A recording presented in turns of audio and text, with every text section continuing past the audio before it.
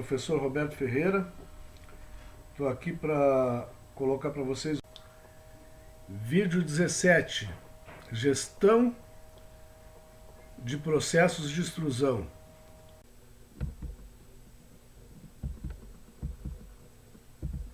Os processos de extrusão,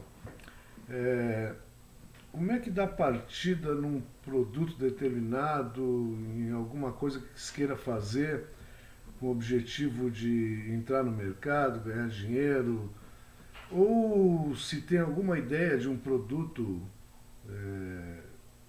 que pudesse ser executado, ou faz pesquisa de campo. Falando nisso, é aconselhável sempre fazer uma boa pesquisa, e um elemento de apoio que todos nós temos aí para poder dar partida é o Sebrae.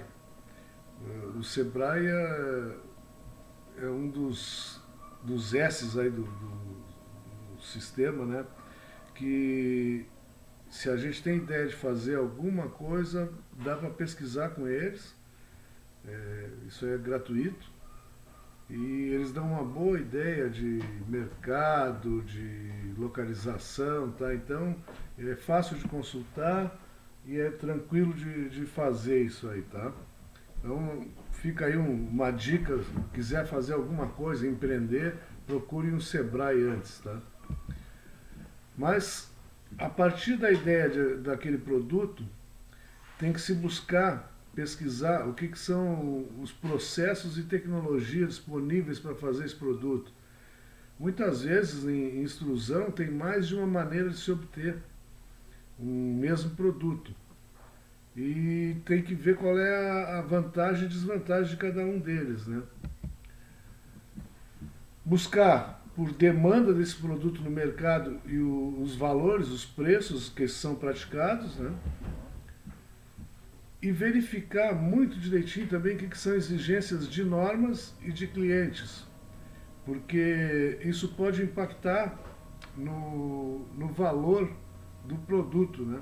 Às vezes tem produto com regras e normas muito rigorosas que tem que se cumprir, e muitas vezes isso aí traz um custo elevado, né?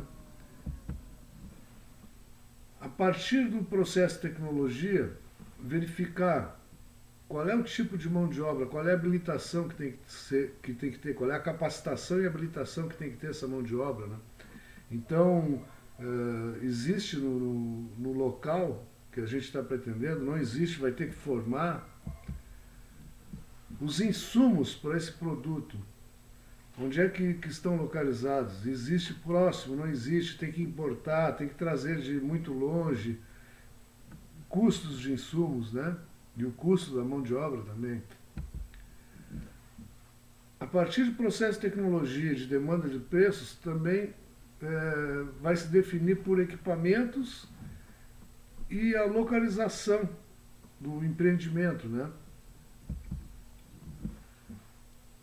E tanto mão de obra, insumos, equipamentos e localização, como exigências de normas de cliente, vai nos trazer para fazer uma gestão do processo de transformação, para poder trabalhar e ter um produto dentro de expectativas e de clientes e de normas, né? E trazer um produto final. Essas são as etapas. Eu quero ver com vocês hoje a respeito de gestão de processo. E vai estar baseado aqui na produção de um filme tubular normal, né? Então, no processo de extrusão de um filme tubular, por exemplo, nós temos o ingresso de matéria-prima, o processamento em si, que é plastificar essa matéria-prima, conformar, solidificar e obter o produto final, né? Quais são as etapas que deve se cumprir na extrusão? Alimentar a matéria-prima, transporte, plastificação e homogeneização do material, conformação e resfriamento do material, estiramento do material, bobinagem, corte, acabamento, etc.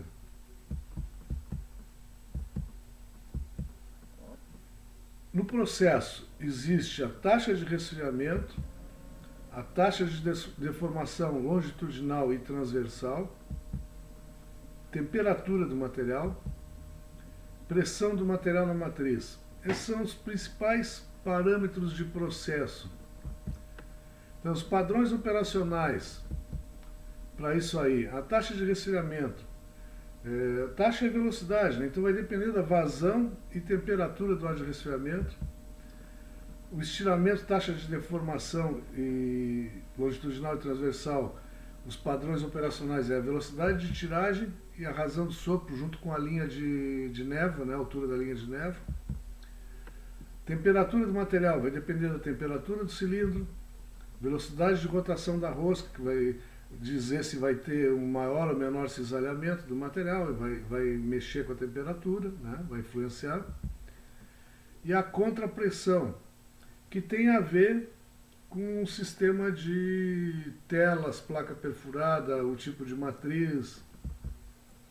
Pressão do material, é o projeto de matriz e rosca. E a velocidade de transformação, a taxa de transformação, o quanto de material está se transformando. Então são os elementos do processo e os padrões operacionais.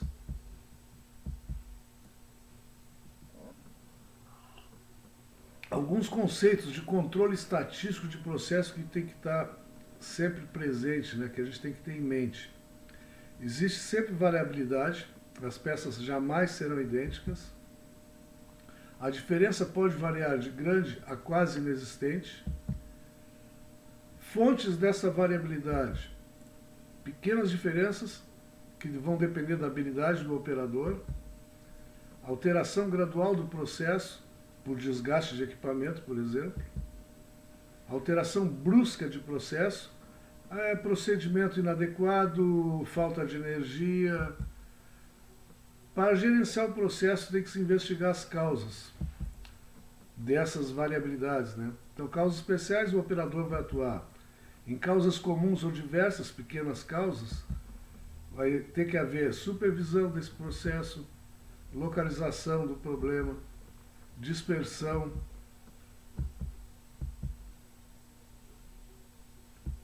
Na extrusão, controle estatístico de processo.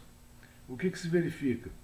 Dimensões e massa do extrusado, produto, pressão na máquina, velocidade de rotação da rosca na máquina, temperatura da massa, matéria-prima, máquina. No controle de extrusão, dimensões do extrusado, que isso aí é o que está sendo requerido pelo cliente, né? A pressão, velocidade de rotação da rosca, temperatura do material, temperatura das zonas de aquecimento, carga do motor, a corrente que está sendo absorvida, velocidade de rotação do sistema de puxamento, consumo de energia do motor, o consumo de energia das resistências, principais variáveis de controle de qualidade, dimensões e massa do produto, aparência do produto, caracterização física, ruptura, alongação, impacto, etc. Então, sempre um bom controle de processo significa que esse controle da extrusão deve estar planilhado ou pelo menos deve-se ter a captação dessas variáveis aí de alguma forma, para poder ter um histórico de processo, para poder ter processo sob controle.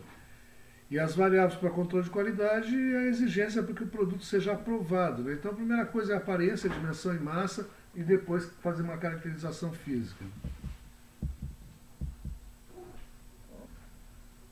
Extrusora. Quanto maior o ΔP, menor é a produção. Isso nós já vimos, né? Matriz também. A maior o ΔP, maior vai ser a produção.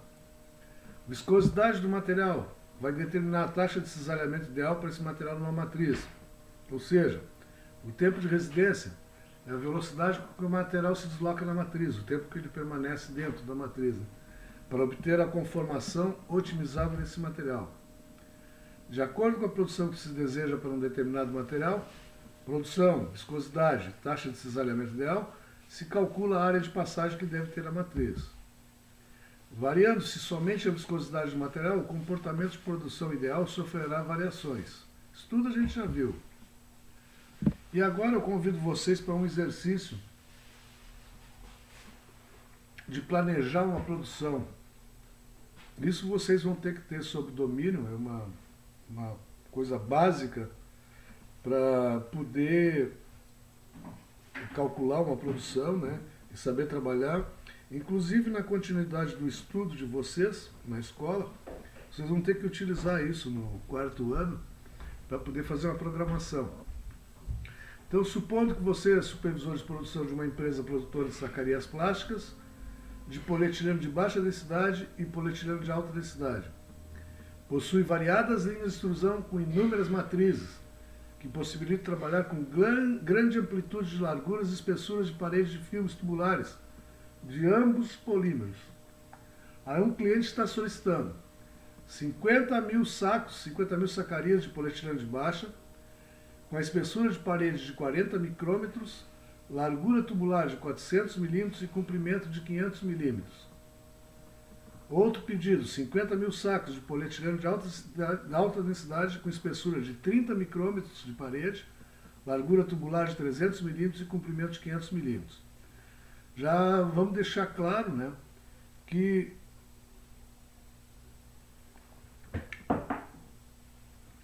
as grandezas para filme tubular, né, sempre vão estar nesses, colocada a espessura em micrômetros, largura em milímetros e comprimento em milímetros. Só para fazer os cálculos, aconselho a todo mundo trabalhar com unidade métrica, tá? Quilo, metro, depois coloca nas grandezas usuais. Então, por exemplo, a rotação da rosca é dada em RPM, rotação por minuto. A velocidade de estiramento, velocidade do puxador é em metro por minuto. Qualquer coisa que se falar em vazão de material é quilo por hora. Tá? Então são coisas básicas e usuais. Então vamos partir para organizar dados. Tá? O que acontece com um pedido de filme tubular? O cliente ele sempre vai pedir uma largura tubular definida, que é o filme achatado, né?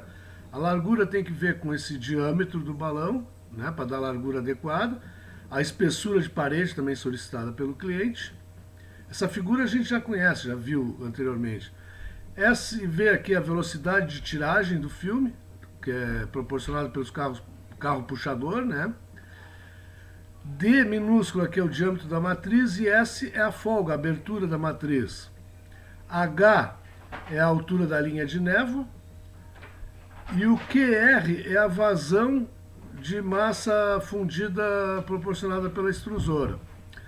Para quem não lembra, é importante a gente trabalhar sempre numa dimensão, numa unidade de medida única, né? Eu procuro trabalhar sempre com quilo e metro. Então, o pedido normalmente de largura é dado em milímetros. Transforma para metro aqui, ó, 0,001. 1 milímetro seria 0,001 metro, né? Para quem não lembra, facilita essa tabelinha aqui, né? A espessura é dada em micrômetros. Então vamos supor 40 micrômetros, 40. Para metro, pô, vai botar um montão de zero aqui, 0,00040, tá? Por aí vai. Isso aqui é só para vocês, para facilitar para vocês quem não lembra, mas é o seguinte, o milímetro é a milésima parte do metro, o micrômetro é a milésima parte do milímetro e o nanômetro é a milésima parte do micrômetro, né? Seria isso aí. Bom, questão 1. Considerando uma quebra de 5% na produção, naquelas produções solicitadas, né, calcule quantos quilos de polietileno de baixa densidade serão necessários, quantas sacarias de polietileno de baixa de 25 quilos cada serão necessárias. Então, o que está pedindo aqui é quantidade, né? Quais são os dados que a gente tem? Quantidade de sacos que o cliente está pedindo, 50 mil unidades.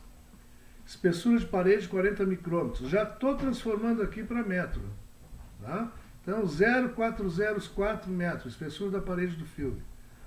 Largura tubular, que o cliente está pedindo, 400 milímetros, 0,4 metros, largura do saco. Comprimento do saco, 500 milímetros, 0,5 metros. Razão de sopro para o polietileno de baixa densidade. Ele varia de 2,1 a 4,1. Para os cálculos, nós vamos considerar no intermediário, 3,1. Portanto, razão de sopro igual a 3. Quantidade de polietileno de baixa em quilos, é uma incógnita. Comprimento total do filme plástico em metros para 50 mil unidades, é uma incógnita. Largura do filme aberto em metros, que vai ser o dobro da largura do filme tubular, né? A densidade do polímero, 0,92 gramas por centímetro cúbico, já passa para metro, quilo por metro cúbico, né? Densidade do polietileno de baixo. Z, 0,5%, 1,05. É o fator de multiplicação para a quebra dos 5%. Tá? Massa, 25 quilos, quantidade de polímero de cada sacaria. NP, quantidade de sacarias do polímero. Quantas sacarias? Que é o que ele está pedindo aqui na primeira questão. Né? Então, organizando isso aí, comprimento do filme, a primeira coisa que vai se ver, né? Vai ser o comprimento da sacaria vezes a quantidade de sacaria. C vezes N. Então, isso aí fecha 25 metros de comprimento total de filme. Largura do filme é a largura da sacaria tubular, que o cliente pediu, vezes 2, 0,8 metros. Largura total do filme aberto. Quantidade de material em quilos é a espessura de parede, vezes o comprimento do filme, vezes a largura do filme, vezes a densidade e vezes o fator de quebra de 5%. Né? Então, colocando todo mundo na fórmula aqui, se chega a um valor de 772,8 kg, quantidade de polietileno de baixa necessária. O número de sacarias de polímero vai ser essa quantidade dividida por M, que é a massa de cada saco, 25 quilos, né? Então, fecha 30,912, quantidade de sacarias. Isso não existe, né? Então, 31 sacarias de polímero. 31 vezes 25, nós vamos utilizar para a produção de 775 quilos, já prevendo uma quebra de 5%. Então, aí vocês já conseguiram calcular quanto vão precisar de material. Aí vamos para o segundo questionamento agora. Considerando a razão de sopro de 3:1 para o polietileno de baixa, qual o diâmetro de matriz selecionado para a linha de produção? Então, a ver. Diâmetro da matriz é o que é solicitado, é uma incógnita. A razão de sopro é 3. A largura do filme total, né, aberto, é 0,8, 800 milímetros. O perímetro do balão é igual a essa largura do filme tubular aberto. Eu preciso saber o diâmetro do balão, que vai dar essa razão de sopro 3:1, para calcular qual é o diâmetro da matriz que eu vou precisar. Então, o diâmetro do balão é igual ao perímetro dividido por π. Perímetro 800 dividido por π vai dar 254,65. Arredondando, 255 milímetros é o diâmetro do balão. A razão de sopro a gente conhece, então isola o diâmetro da matriz, que é o que a gente está querendo saber. É o diâmetro do balão dividido pela razão de sopro. Fecha 85 milímetros, diâmetro da matriz selecionada. Então, vamos buscar uma matriz desse diâmetro para uma máquina que tenha esse tipo de matriz para poder trabalhar. Qual a altura da linha de névoa em milímetros deve ser controlada com a recomendação para o polietileno de baixa de que essa altura tenha 3 vezes o diâmetro da matriz? Bem simples esse aqui, né? A altura da linha de névoa é incógnita, o diâmetro da matriz selecionado foi 85, multiplica por 3. Então, nós temos que trabalhar, quando for iniciar o processo lá, buscar trabalhar numa altura próxima de 255 milímetros, a altura do pescoço, a altura da linha de névoa. A linha de extrusão selecionada para a produção do filme de polietileno de baixa densidade tem uma vazão de 10 kg por hora. Isso é igual à nossa Carnevale, tá? Então, vocês vão poder usar isso aí bem na prática. Considere 4 horas de aquecimento e preparação, meia hora de ajuste inicial e meia hora de finalização do processo. Calcule o tempo total. Outra barbadinha, né? Tempo total de produção. nós temos o tempo de aquecimento e preparação, o tempo de ajuste inicial e o tempo de finalização do processo. O tempo de produção vai ser a quantidade total de quilos, 775 quilos, que se calculou lá, a primeira questão, né? Dividido pela vazão da máquina em quilo por hora. Então, dividindo uma por outra, eu vou ter 77,5 horas. Esse é o tempo de produção, que eu não conhecia. Tá? Aqui está mal até. Não, está certo. Bom, o tempo total é a somatória de todos os tempos, né? O de aquecimento e preparação, ajuste inicial, finalização do processo e o de produção, que se calculou agora. Soma todos os tempos em 82,5 horas, o tempo total de produção do filme. Quinta pergunta. Qual a velocidade de tiragem em metros por minuto deve ser ajustada para o filme de polietileno de baixa densidade? Isso aí, a gente calculando antes, já pode partir a máquina em torno dessa velocidade, que já vai se obter o filme na espessura desejada quase, não fica na tentativa e erro, tá? Então, velocidade de tiragem do filme em metros por minuto, que é a grandeza que se utiliza para extrusão. A gente já tem a vazão da linha de produção, tem a largura total do filme aberto, o perímetro dele, né? 800 milímetros. 60 é a razão de transformação de hora para minuto. E a espessura de parede do filme, 40 micrômetros, é 0,404 metros, espessura da parede. E a densidade do material, que a gente transforma para quilo por metro cúbico, 920. Isolando-se, isso aqui eu já fiz antes com vocês, essa conta, esse cálculo aqui, né? Mas isolando-se o termo velocidade de tiragem, vai ser igual a vazão da máquina em quilo por hora, dividido pela largura do filme, aberto, o perímetro, 60, que é para transformar de hora para minuto.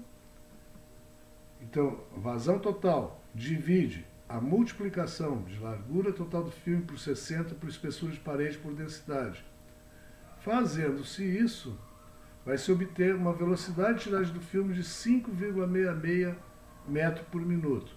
Colocou isso lá, partiu a linha, fez a solda de tira-guia, começa a soprar o balão para levar ele para o diâmetro desejado, controla a vazão de ar para manter na altura da linha de névoa desejada mais ou menos, e vocês vão verificar depois que a espessura do filme vai estar em torno dos 40 micrômetros. Vai precisar um pequeno ajustezinho para mais ou para menos na velocidade de tiragem. Tá?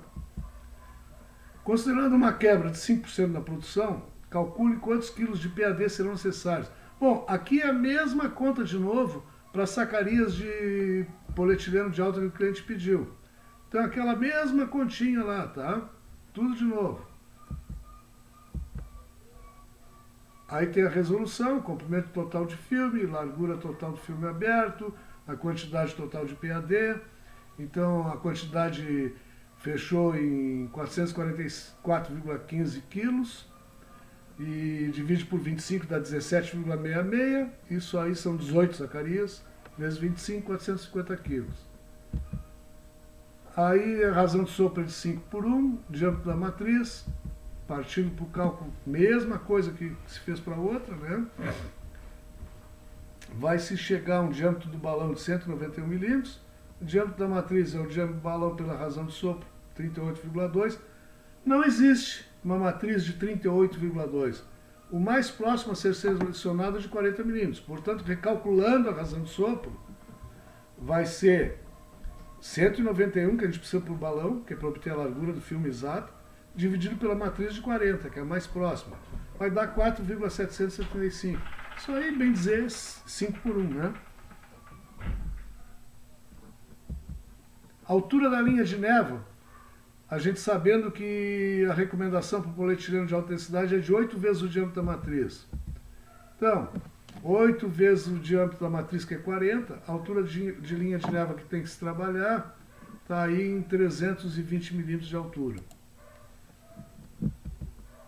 Linha de extrusão selecionada, produz 10 kg por hora, 4 horas de aquecimento, meia hora de ajuste inicial, meia hora de finalização de processo.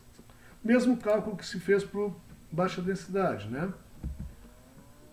Então, vamos obter o tempo de produção 450 por 10, 45 horas. O tempo total é a soma de todos os tempos, 50 horas, tempo total de produção do filme. Velocidade de tiragem, em metros por minuto, vai ser a vazão total da linha de produção, dividido pela largura, que é o filme aberto, perímetro, 60, que é a conversão de hora para minuto, espessura de parede e densidade. 9,85 metros por minuto tem que ser a velocidade de tiragem do filme. Com isso, isso feito, né, vocês têm um cálculo que não é difícil de fazer, que é necessário que vocês dominem, e vocês podem partir uma linha de produção sem ficar naquela tentativa e erro de obter espessura, de obter largura. Vocês já têm os padrões necessários para partir a linha quase que no ponto dela. Vai precisar de pequenos ajustes. Vocês calcularam toda a matéria-prima, calcularam o tempo de produção, vocês podem ir programando as máquinas de vocês. Assim que se faz na indústria. Só que na indústria são muitos equipamentos, muitas produções, e isso aí tem que estar colocado num software ou numa planilha eletrônica, e alguém, que é o programador da produção, se encarrega disso, para ter estoque de materiais, matérias-primas, de insumos, né? E para poder programar as máquinas e programar os turnos operacionais e tudo mais. Estou sempre à disposição nos meus e-mails para tirar qualquer dúvida que possa ter ficado. Não se furtem de me consultar. Um abraço a todos.